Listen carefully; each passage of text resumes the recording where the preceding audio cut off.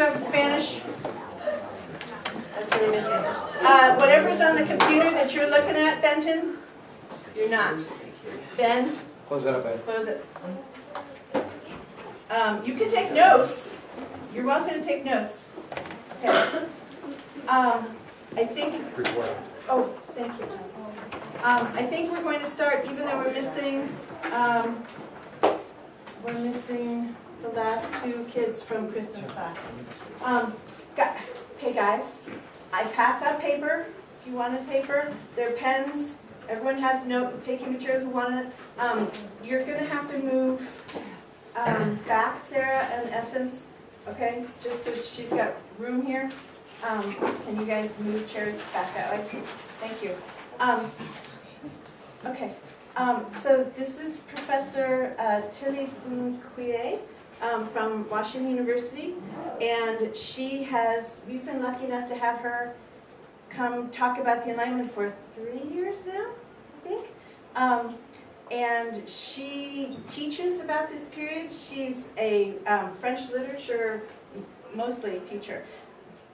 She mostly teaches French literature, and so she knows all about the Enlightenment salon. And she's going to give a presentation first, and then you guys can ask her some questions at the end. Okay? Hi.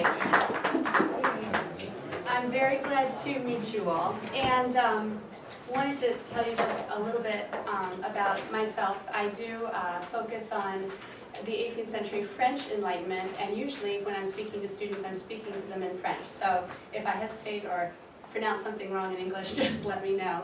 And bear with me, I am American, but my teaching language is usually French. And I wanted to let you know that at Washington University, we actually have what we call an 18th century interdisciplinary salon, which is a group that brings professors from all of the different universities in St. Louis with interests in the 18th century, not necessarily in France, in any of the different countries, in any of the different arts and sciences. Sometimes they're 19th century specialists or 17th century specialists, but they're interested in what we call the long 18th century, which borrows a few years from the surrounding centuries. And they exchange works in progress and listen to each other's ideas and perspectives and ask each other constructive questions and really try to simulate the spirit of a salon back in the day. However, we do not dress in character or act in character, and that's one of the fascinating aspects of what you do here. So I wanted to tell you just a little bit about our salon, and then would love to hear about your salon as you're preparing it this year towards the end of the discussion. I wanted to give you a little bit of a sense of the spirit of the salon gatherings in 18th century France, and there were a lot of marvelous writings, influential ideas coming out of the surrounding countries in the 18th century. 18th century Paris was usually where they were argued about. And people argued in their living rooms, they argued in the streets, they argued in the periodical press, and we're going to look at some of the areas in which those debates took place, and also how the tenor of those debates were gradually changed into something a little bit more cooperative, a little bit more collaborative by virtue of meeting in people's homes. Okay? So I'm hoping that the presentation will also speak to your other areas of interest, just knowing that the French were usually arguing about whatever interest is of greatest interest to you. Spacebar's fine. Oh, spacebar, got it, okay. So Robert Darnton, an 18th century cultural historian, has encouraged us to think of 18th century Paris as a vast communications network. And this was really a new field that arose around the beginning of the 18th century and the 17th century. And one of the things that he urges us to look at is what was being circulated at the time, okay? Manuscripts were being circulated, they were being read aloud, all right? Frequently people would test their ideas by doing public readings before something went into print.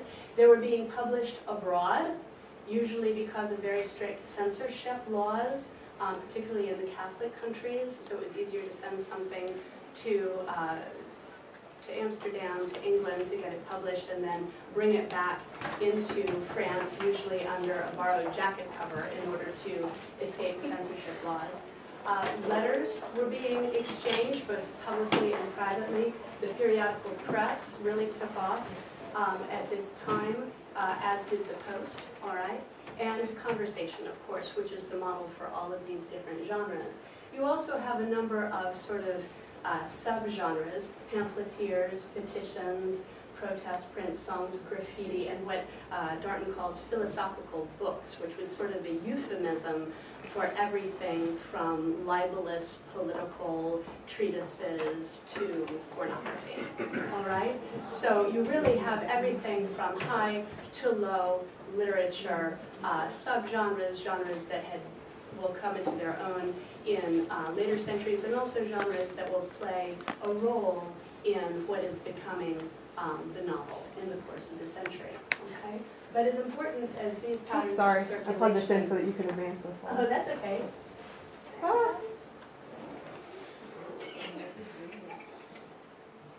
I don't know what it's doing. It should just make it so that you can press this button and go. Oh, that's okay.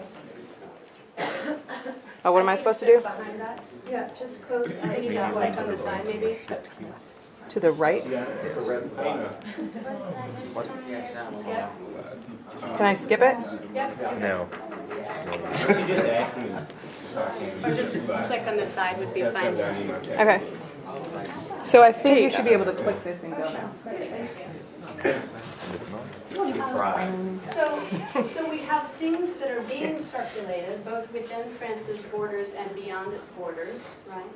But you also have sort of nexus of exchange, right? You have salons, coffee houses, the Post and the press became increasingly important as areas in which this exchange was taking place. So some of these are sort of virtual, that is to say, it's a publication venue, it's a circulation means, right? But some of them are very concrete, the coffee houses and the salons.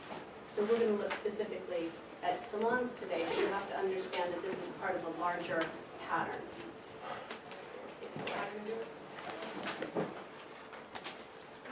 And it's not. I've not used it with a Mac before, but it should just be a plug-in. Do I just, Yeah, that should work.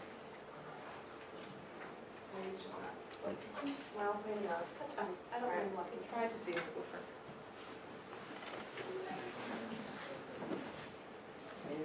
Okay. Thank you so much. So, as I mentioned, this century has often been called the century of debate. And a debate is a relatively free exchange of ideas, which wasn't entirely possible, right, given those censorship laws I mentioned. And the consequences for censorship were fairly extreme. Authors could be burned in effigy, they could be thrown into jail with no trial, or they could be exiled for what they wrote, right? So a number of the works that were being published beyond France's borders and being brought in under borrowed jacket covers, or even the form of the work in which the author tried to hide his identity, hide his hand, arose from the effort to avoid censorship laws. Conversation, however, was not censored nearly as strongly, and so this allowed for a freer exchange of ideas than one might have in print. The salon was really a location situated between the public and the private, okay? And that's where you see women able to play a role within a domestic space, right, that actually has an impact on public discourse, all right? We'll talk about that a little bit more in a minute. It's important to understand that this is also a space of education, right? Every exchange of ideas, as you know from your experience here, leads to better understanding, right?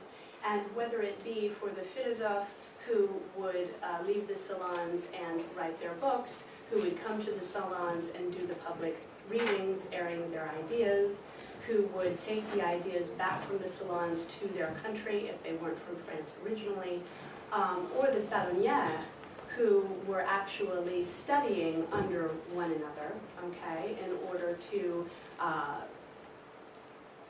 sort of catalyze these conversations and direct them. It was serving as an education for them, and from there on in, an access to education for their readers, all right? And many of the texts of this era are really designed in order to educate the reader, right? The reader who starts out the text with a given set of ideas, by the end of the text is supposed to have developed a different perspective, been exposed to other viewpoints, and have found another voice, all right? So this salon is giving them a venue in which to rehearse that pattern.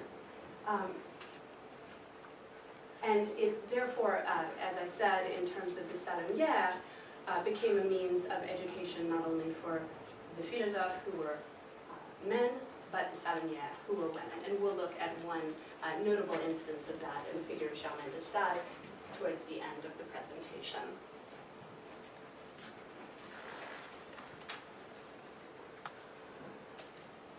So, salons had existed already in the 17th century.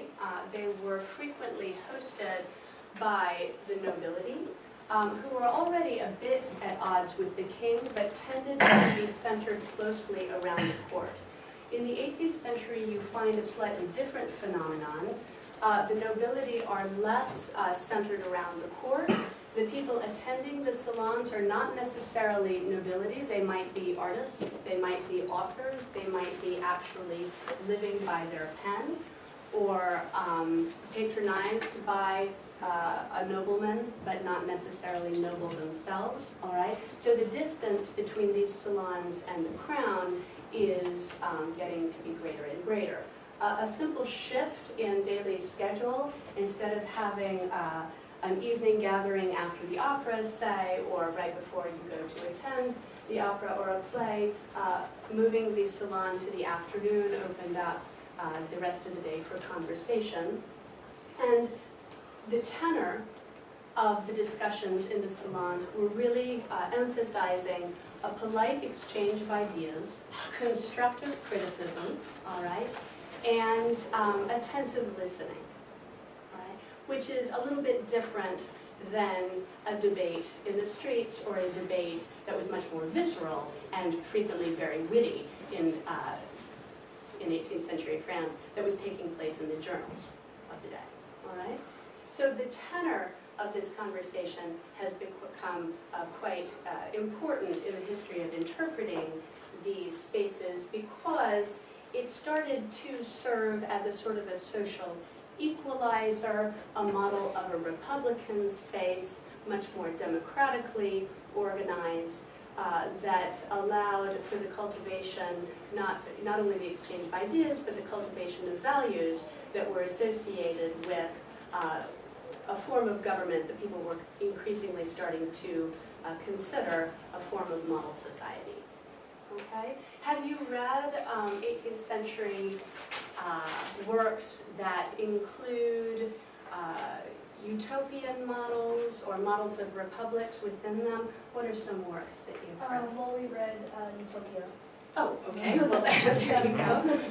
And you saw that at the beginning of Utopia, right, you have a pretty acerbic critique of society as it is, right, before envisioning society as it could be.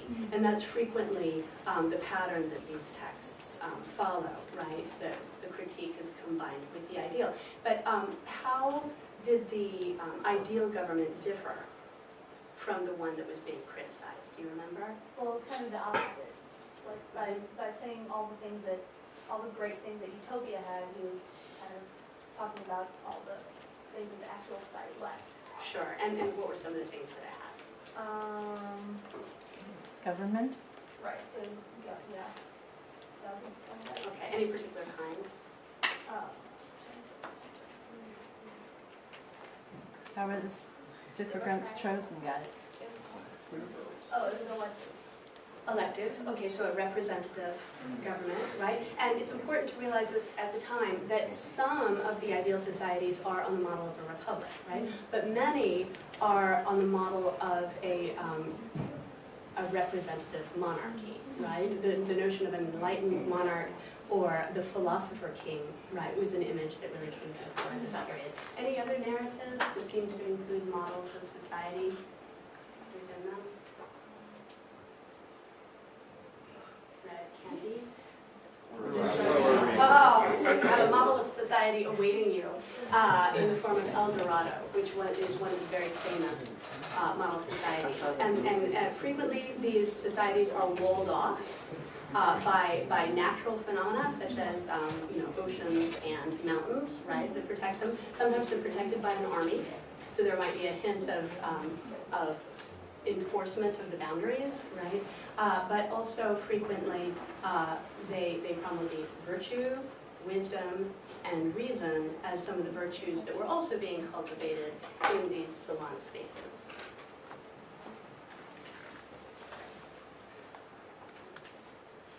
All right, so to return to the relationship that I mentioned between the philosophe and the salonière, so the salonière, right, which is the French term for the host of the salon, right, who is a woman, right, is really welcoming people into her home, sending out the invitations, designating who can attend, but also cultivating the relationships among the guests, right, selecting them frequently based upon an exchange of ideas that she wishes to see transpire. And we actually have records of Salonière's notes to self from a given day, where she would remind herself to compliment so-and-so on their recent successful publication, or encourage a couple of them to talk about a given idea that she thought needed airing. So there's a notion of a very active role in these conversations. That is the role of the hostess, all right? This has been interpreted differently over the years. Rousseau, at the time, was very critical of these mixed social gatherings in France. He did not feel particularly at ease in such social settings, and he preferred the notion of separate social circles for men and for women that he was familiar with from Geneva in Switzerland, where he grew up. Dina Goodman, however, who has written this book, The Republic of Letters, Another Cultural History of the Enlightenment, right, has called for a reevaluation of the salonière's role, and has actually proposed that she's a crucial figure in this reconfiguration of a more Republican or democratic model of social exchange within the larger French aristocracy, and that she is essentially replacing the role of the king, acting as social arbiter in the framework of a salon instead of at court, right? Gathering the artists around her as Louis XIV once did at Versailles, right? And therefore offering sort of a counterweight to the monarchy that became an essential alternate space in which to air ideas in the years leading up to the revolution. But once again, the philosophers in this time period, neither their writings nor their social attitudes were particularly revolutionary in fervor. This is a much more collaborative, communal social configuration that would have left them quite surprised if they had seen the route that the revolution took once it broke out after the death of many of the people we're discussing. Okay? The only philosopher that we'll discuss today who actually witnessed the revolution is Germaine de Stael, and she had very poignant observations to make about reason well managed versus the irrationality of some of the public protests that took place in those years. Okay? Are there any questions to this point? Okay. So, as I mentioned, these salons are semi-private spaces that are actually located in people's houses, all right? And if you take a look at this blueprint of a French home at the time, right, the salon is located right here, okay? So you have all of the rooms for daily use, right? But the room where you're going to receive people is really halfway between the world outside and the domestic space, okay? And I can pass it around. And we're understanding this both as... So are these the salons? Those are pictures of 18th century salons. That's right. So basically the equivalent of a living room, right? A parlor. A place to invite the public in. Okay, this is actually a painting of Madame Geoffrin's salon, and she was the one who really sort of founded the Enlightenment version of this gathering. And as you can see, all right, the members of the conversation are predominantly men, right, with a few key figures of women located in select areas of the room where they can keep the conversation going, okay? You'll also, what do you notice about the walls in this space?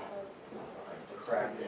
A lot of paintings, right? And salons were also, oh, the walls are cracking, is that what you said? That's right, that's the paint that's cracking, that's right, not painting. But yeah, so it's a painting of paintings, right? Some of these are recognizable paintings from the day, all right? And Diderot, which a couple of you might be studying, published a series of what he called salons in the correspondence of Grimm, which were published at the time, all right? And these were the first forays into art criticism, okay? So these were loci of conversational exchange, reading aloud, but also displaying, commenting upon, critiquing the artworks that were being painted either by members of the salon or people they knew well, okay?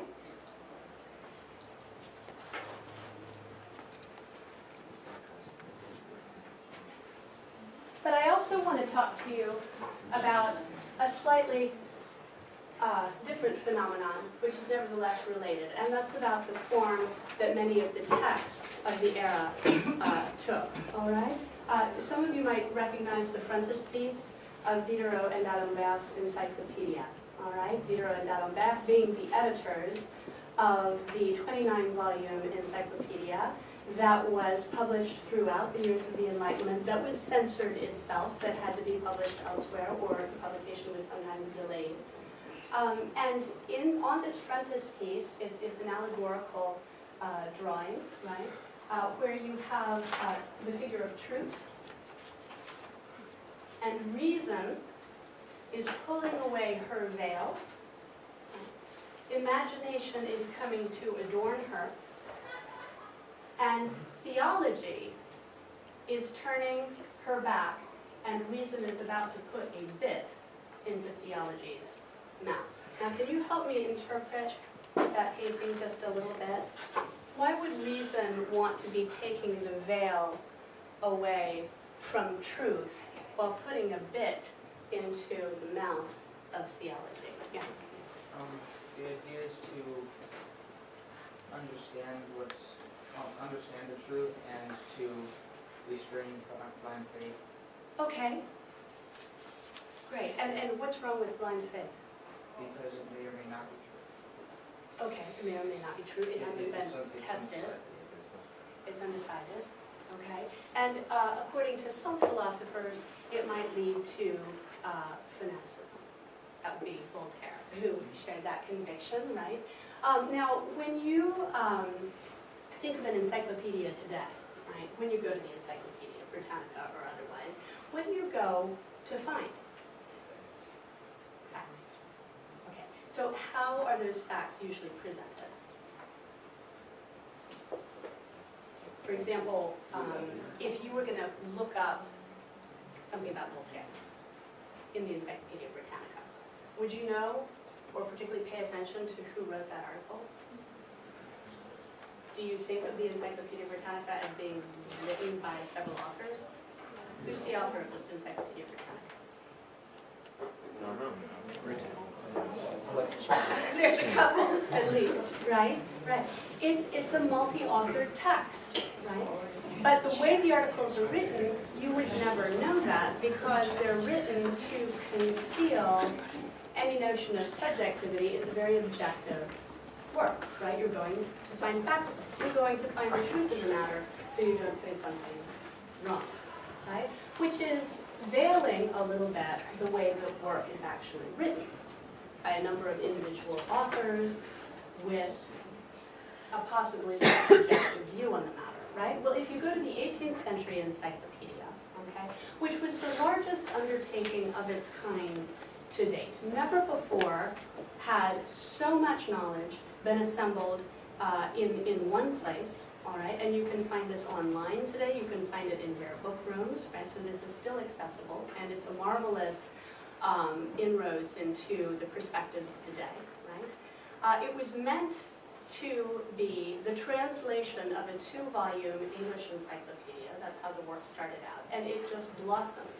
And the editors, Diderot and d'Alembert, asked people who were specialists or dilettantes in various subject matters to write the articles. And if you open up the pages of the encyclopedia, it is a vast debate, right?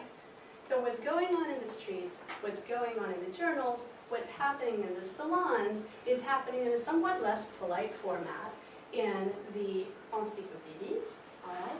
Where if you have a cross-reference to another article, it's not just that you're reading more about the subject, but you might be reading somebody who is rebutting what the first author said, right? And not only were they going to add to or disagree with what each other wrote within the encyclopedia, but you have many supplements, annexes, and responses to the encyclopedia that were published separately that are part of the larger social debate that it stimulated. Okay, so you can almost think of this text, which is kind of emblematic of the era in which Diderot considered his life's work.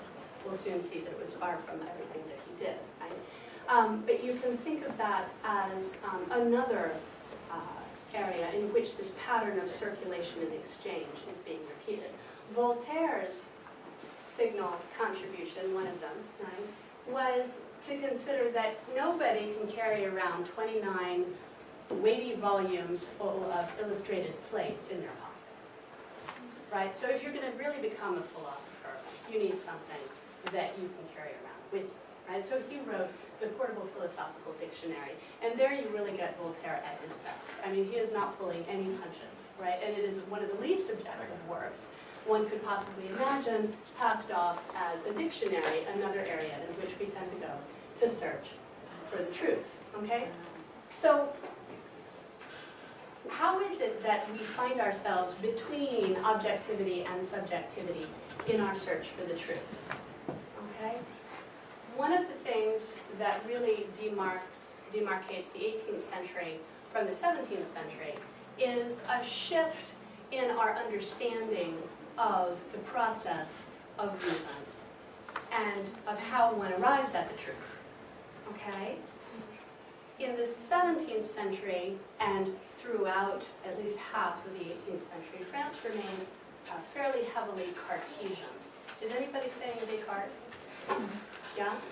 Can you tell me a little bit about his method? Well, not exactly. I know Cartesian, but some talks about some things like human nature and how it's like sort of simplest and stuff like that.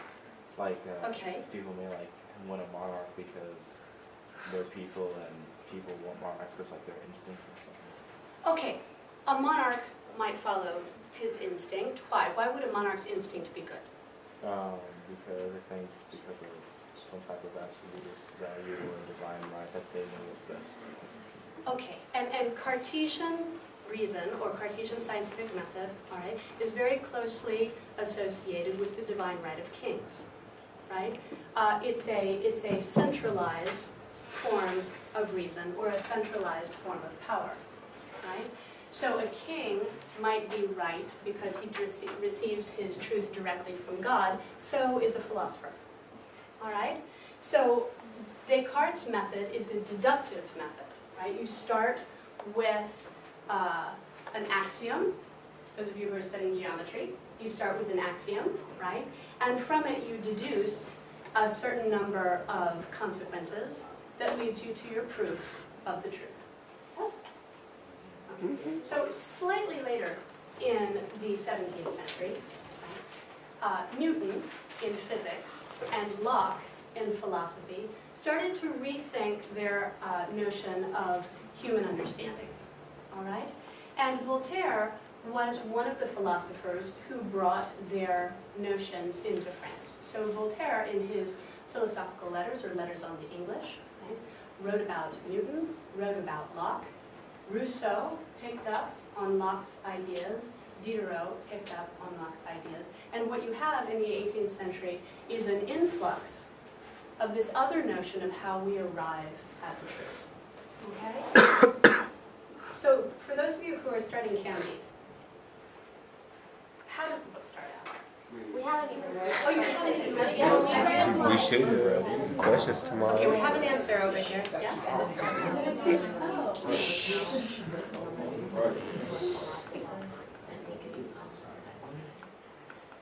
Pangloss.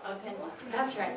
That's right. So Candide starts out in a big house, right? What do we call a big house? A castle. A castle, okay? He starts out in a castle. And who has castles?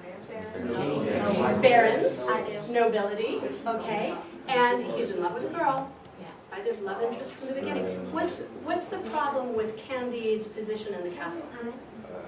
He's the son of the Baron's sister and some other guy, and it's I don't remember how they're described, but it's funny.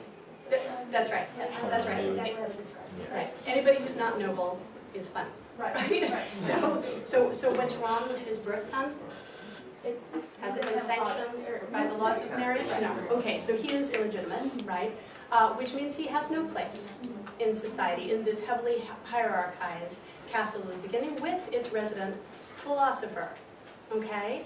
And those of you who are about to read Candide, you will soon master the expression, everything is good in the best of all possible worlds. Right? Because it is the refrain throughout this text, right? Because that's what Pangloss teaches Candide. Yeah.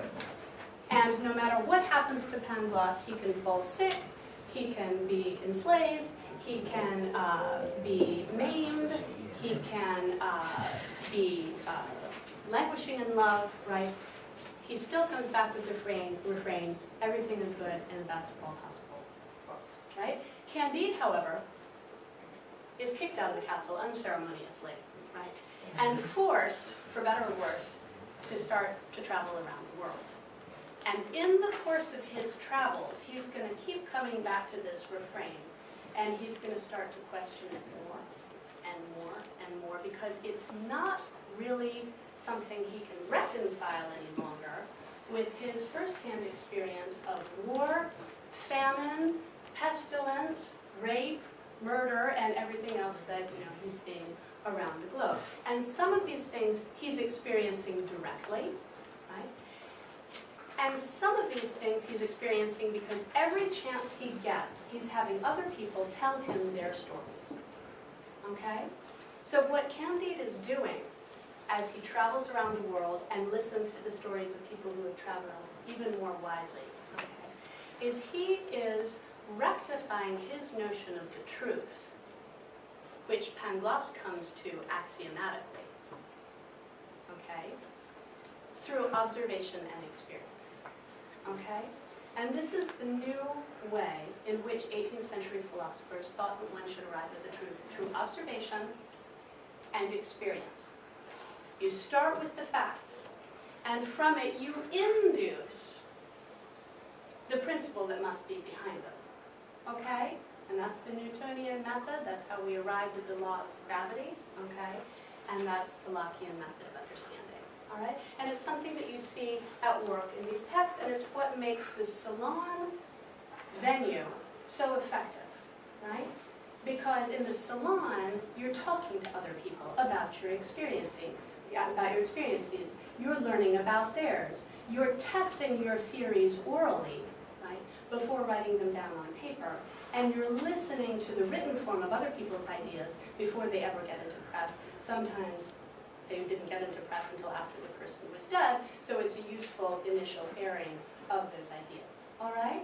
So the salons are actually thriving in part because they were considered a great venue in which to access this new means to achieve truth and understanding.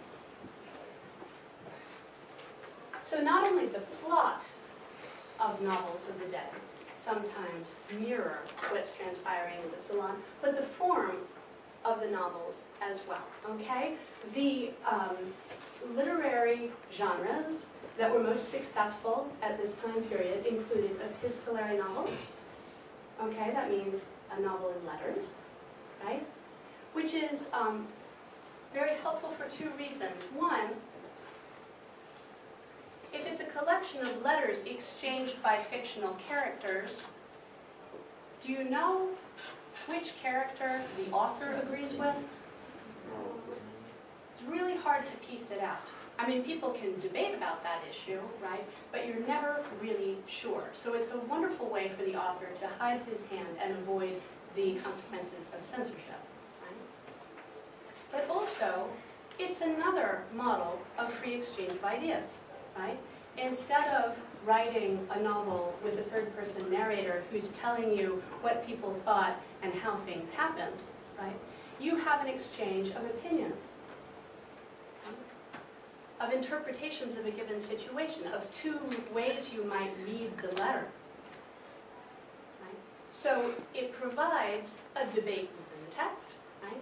And it also provides a way of educating the reader. You'll become a more astute reader, a more circumspect reader by virtue of wading through the novel in letters. Okay? Another genre that was very popular at the time, especially favored by Diderot, is a philosophical dialogue. Okay? And the participants in his philosophical dialogues were sometimes two characters with names. In his D'Alembert's Dream, for example, D'Alembert, his actual collaborator in the undertaking of the encyclopedia, is one of his characters. Mademoiselle de l'Espinasse, who was a Salonière at the time, is one of his characters. All right, so he might take contemporaries of his and put them in conversation with one another. Or he might reduce their identity to that of a him and me, or an A and B, or a 1 and 2. All right? And there again, if you have an exchange in the course of the work with no conclusion necessarily at the end of the text, very hard to situate the author in the text, so another wonderful way of avoiding censorship. Right? But also, who do you say is right? Right? The reader is forced, by reading the text, to hear both sides of the conversation. Have each character weigh in. And sometimes the conclusion that you draw from hearing two sides of the conversation is left up to you. Okay? So periodicals, also a very popular genre. The Bibliothèque Bleue, or Blue Library, was pamphlets that were distributed in Paris and the provinces that gave the airing of these philosophical ideas, and frequently the philosophical tales, fictional tales in which they were contained. Candide was a fictional tale, right, very philosophical, but under the mask of fiction, if you will, gave it a much wider circulation, both in the city and the country, Paris and the provinces, broadening the readership in a century where many people still were not literate and didn't have access to these ideas.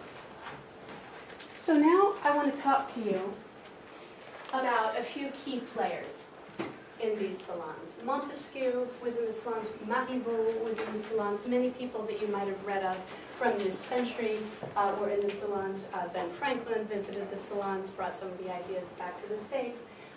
But you have both arch enemies and collaborators represented in these milieux. And I've already talked to you a little bit about Voltaire, okay, but I thought we could look at some of his works in order to understand sort of the breadth of his contribution. Is anybody working on Voltaire? You, okay. So that's how you know a little bit about Candide, right? Well, no. No. We read it. Oh, you read it in its entirety, great. So, so can you tell me a little bit about this author? I haven't really researched too much about him. I know Okay. that he was living he was born in Paris, and he was exiled, and he went to England, Mhm. and that's when he met a bunch of people that he Well. loved in England. He did. And then he went back to France. He did. And he brought them to English. That's, I only know that. Absolutely, and Voltaire, as one of the inroads of the influence of English science, philosophy, and literature on the French, is absolutely crucial. France was very heavily influenced in these three domains, science, philosophy, and the arts, by England throughout the first 2/3 of the century. Towards the end of the century, you see increasing attention to Italy and to Germany, which we'll see with Charlemagne de Sade. Okay, but really, the impact of Germany is more associated with Romanticism and the early 19th century. England is playing a very large role in French thought right here. But the other sort of transitional role that Voltaire plays is that he grew up under Louis XIV's reign. All right. Voltaire is a pen name. His titles of nobility are bought, okay? And he was actually extremely strategic, okay, in positioning himself vis-a-vis this nexus of exchange of ideas, all right? He knew when to publish anonymously. He knew when to publish a philosophical treatise with political implications under the guise of a fiction. He knew how to get his texts circulated most widely and avoid the consequences. A little slip up when he was exiled to England, but apart from that, did very well. Also, you see sort of a shift in the genres that he's famous for. He was famous for history, epic, and tragedy, which were occupied the top of the artistic hierarchy at the time. He was the only French author known for these genres in his time period, and he was most famous for them in his death. All right? Today, he's much more famous for his prose works, okay, which include his Letters from England, his poem on the Lisbon disaster, his philosophical tales, of which Candide is an example, his treatise on tolerance, and his portable philosophical dictionary, all of which were prose works. Very acerbic, very satirical in tone, by which we recognize Voltaire's irony today. His treatise on tolerance was part of a series of court cases at the time. That is the work that really won the respect of his philosophical contemporaries, because he went farther than any of the rest of them in the attempt to transform his theory into practice. All right, his treatise on tolerance is written against the abuses of organized religion, and by organized religion, he means all of the major monotheistic religions. All right, the Spanish Inquisition was still in full force at this period. It satirized and attacked in Candide, the auto de fe, right, is under the Spanish Inquisition. But it's considered an abuse of the Catholic Church, right, even though abroad. And he continues this attack on the abuses of organized religion in his portable philosophical dictionary, okay? But he actually used it along with a series of letters that he wrote as though they were written by members of the Calas family, okay, whose son had been given the death penalty, father had been given the death penalty for an act of blasphemy, all right, and put his pen at the service of rectifying abuses of the French justice system which he wished to see reformed along the lines of England's judicial system. Okay? So really a philosophe engagé, as we would say, an engaged intellectual, a politically engaged intellectual who wanted to see his ideas take root in the reform of a society that he found flawed. In Rousseau's terms, these are some of his chief contributions, and Rousseau was a member of the next generation of French philosophes, to which Diderot also belonged. The two were born just 1 year apart, became bosom buddies, and then had a parting of the ways later in their careers. Rousseau tried to make overtures to Voltaire. Rousseau was a very sentimental type. Voltaire responded with his usual acerbic irony. Rousseau didn't appreciate it, and they never, after that, got along. Is anybody working on Rousseau, who is arguably one of the other most influential figures from the time period? Yes. What do you know about his writings? Wasn't he a big champion of Marxism? Okay. But he also favored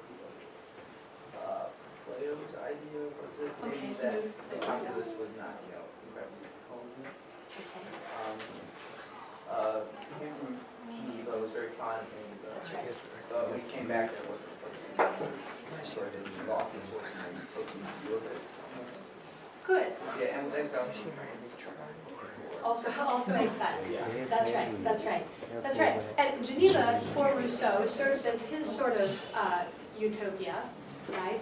A society that isn't or wasn't ultimately, as he found, but along the Republican model.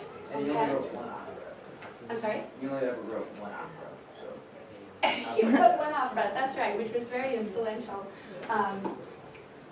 Okay, so Rousseau actually wrote his discourse on the arts and sciences and discourse on the origin of inequality in the same years as Diderot wrote his letters on the blind and on the deaf. He wrote an essay on French music that fired a debate about the French language. And what you have to understand is these early treatises are all about language, society, and the nature of man, all right? In which he opposes the state of man in nature and the state of man in society.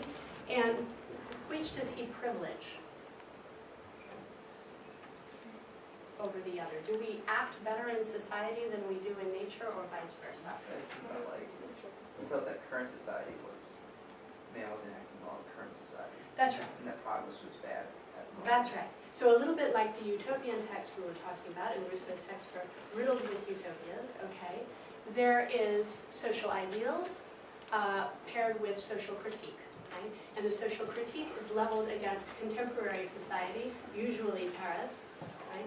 And the social ideal is held out for a lost past or a distant future, okay? And you can actually see this new model of how we arrive at truth and understanding occurring in Rousseau's texts, right? Because he will frequently start with the critique of what we have today, all right? He will back up to the supposed origins of society, and based on his observations of what's gone wrong, correct the original principle on which society was founded, and from there build a vision of a new reformed society that he would like us to work towards, okay? You see this at work in his letter to D'Alembert, in which he critiques the current state of French theaters and imagines a different social space, not a salon, but actually an open-air festival in which it would be a more egalitarian exchange of ideas where men and women would be included, but virtue would be maintained. You see it at work in his Émile, or Of Education, okay, in which he takes a young man, okay, and tells him, don't read books for as long as you can, right? Because if you read books, if you read other people's writings, other people's opinions, you're just getting received ideas. You're not learning through observation and experience, right? So his principle of education is to delay the book reading for as long as possible until you have a chance to form your own judgment. And once your judgment is sound, then you can start entertaining the ideas of others and disagreeing with them if you so choose. Okay? The social contract was going to be the basis of the re-envisioned society, the single most influential text, along with the Discourse on the Origin of Inequality, in terms of some of the ideals of the French Revolution. Okay? We also have collaborators meeting in the salons, Diderot and d'Alembert, and I wanted to take a quick look at Diderot's text. Once again, he gave himself credit for being the editor of the encyclopedia, editing other people's ideas in 29 volumes throughout his career, right? In the meantime, however, he was taking a hand in the rethinking of almost every aesthetic, venue, and genre available to the intellectuals of the time. He wrote treatises on the sciences, on language and society, on painting, on theater, and novel, okay? And each time, he too is trying to reform how these arts work, okay? Something that's similar in painting, the theater, and the novel, right, is that you have actors or characters interacting with an audience, right? And he was critical of the previous genres in which the subject matter of what was being depicted or reformed was too distant from the spectators and didn't mean anything to them any longer, right? So he revised his thinking about painting, theater, and the novel, okay? And he said, you should be putting the spectators or the citizens on stage. They should be the subject of the painting. They should feel as though the painting or the novel is speaking directly to their hearts, addressing their concerns, depicting the drama of their everyday lives, and allowing them to learn, not from their own experience, but from their reading of the novel, or seeing the play, or observing the painting, okay? And this aesthetic had a huge impact, not immediately on 19th century aesthetics, but on 20th century aesthetics, because Diderot was frequently published extremely indirectly. His works were discovered first by Goethe and Schiller in Germany, after he legated his library to Catherine the Great and some of his original manuscripts, and only later, towards the end of the 19th century, were translated back into French, where the original manuscripts were discovered. Okay? But there again, his ideals for painting, theater, and the novel imitate or emulate this salon structure of the free exchange of ideas between equals. Okay? Are we out of time? Can I just throw up a picture of Suzanne Necker and Germaine de Staël? Okay? Just hang on a few This minutes, will be guys. just 1 second, okay? Suzanne Necker and Germaine de Staël are a mother and daughter, both of whom were salonières. Okay, but as those of you who are working on Germaine de Staël, who really bridges the transition between Ancien Régime and post-revolutionary society, also France, Germany, and Italy, where she was in exile, and also the 18th and the 19th century, she was not only a salonière, but became a philosophe in her own right. She came to letters through her critique of Rousseau's works. And as you see from these titles, she not only wrote novels in which the art of salon conversation was likened to the powers of a muse to improvise, all right, a power that she was credited with. But so the woman as artist, the woman as philosophe, but she also took a hand in commenting upon all of the major institutions, philosophical, social, and political of her era.